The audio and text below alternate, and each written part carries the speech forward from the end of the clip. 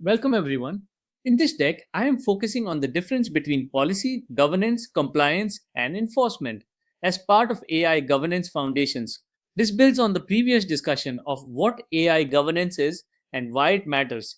So I want the class to keep that thread in mind. The main question for this topic is simple. How does the difference between policy, governance, compliance, and enforcement change the way an enterprise makes decisions, assigns accountability, operates controls, and proves that the controls work? As we go through the slides, listen for the movement from idea to execution. We will start with the concept, then move through risks, workflow, tools, implementation, and a short classroom exercise. Now that the topic is on the table, I want to set our learning objectives. By the end of this deck, the goal is not just to define the difference between policy, governance, compliance, and enforcement. The goal is to explain how it works inside an enterprise. For this class, I want you to keep six lenses in mind: policy, process, people, tooling, controls, and evidence. A governance idea is only useful when it changes at least one of those lenses in a concrete way. The example on the slide is our bridge from theory to practice. As I explain it, think about where your own organization would need an owner, an approval step, a metric, or an auditable record. With the objectives clear, we can now ask why this topic matters enough to spend enterprise time and budget on it. This slide is about stakes. The difference between policy, governance, compliance, and enforcement matters because AI governance is not only about writing policy, it is about preventing unmanaged AI behavior from becoming business, compliance, security, or reputational risk. The risk side is especially important here. For this topic, the common failure modes include policy without adoption, exceptions never expire, and audit evidence scattered. I would pause on each one and ask the class what would the first warning sign look like in production. The value chain along the bottom is the through line for the rest of the deck. Policy becomes process. Process becomes controls. Controls create evidence.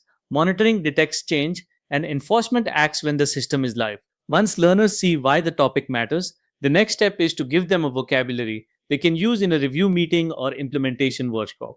Here, I would slow down and make sure the class has shared language.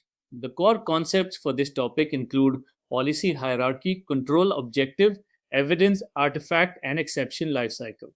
These are not academic terms, they are the vocabulary teams used to make decisions together. The plain language anchor is the most important message on this slide. The difference between policy, governance, compliance, and enforcement becomes governance only when it changes decisions, control, operation, evidence collection, or system behavior.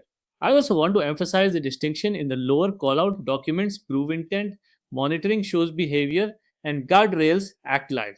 Those three layers work together, but they are not interchangeable.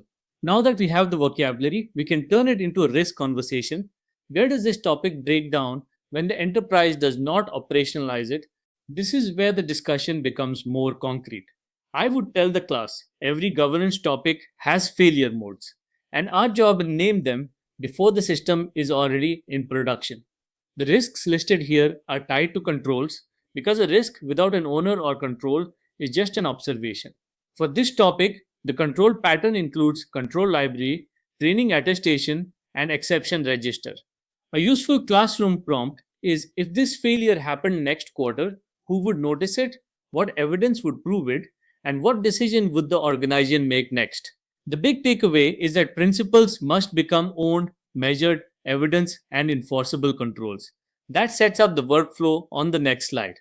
This slide gives learners an operating pattern.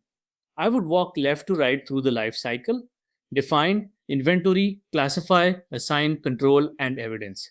The exact labels may change by company, but the governance logic should stay consistent. At each stage, I want the class to ask four questions: who owns the decision? What evidence proves the control operated? What signal shows the system is still within tolerance? And what change would trigger reassessment? The design rule on the right is the practical point. Low risk internal uses should not be buried in process, but high impact external systems, regulated data, and autonomous agents need stronger gates and runtime controls. Once the workflow is clear, we can talk about tooling without falling into the trap of assuming one platform solves every layer of governance. Tooling is often where enterprise AI governance conversations get blurry. So I would frame this slide carefully.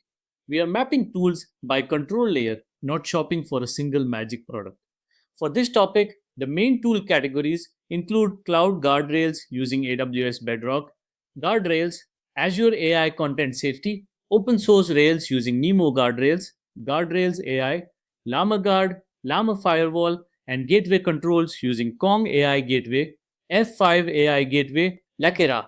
The point is to show how governance platforms, monitoring, guardrails, testing, tracing, and identity controls play different roles. I would tell the class that tool selection should follow the workflow. First, define the decision, evidence, risk tier, and enforcement need. Then, choose tools that make that operating model easier to execute. With the tool landscape in view, the next question is implementation. What do we actually do first? And how do we avoid overbuilding? This slide is the move from design to execution. I would present these steps as a practical starting pattern for teams that need to make the difference between policy, governance, compliance, and enforcement real without waiting for a perfect enterprise program.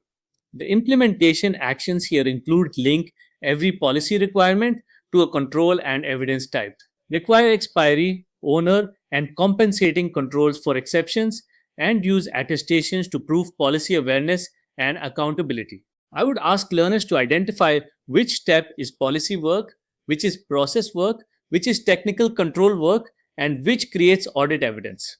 The minimum evidence box is deliberately concrete.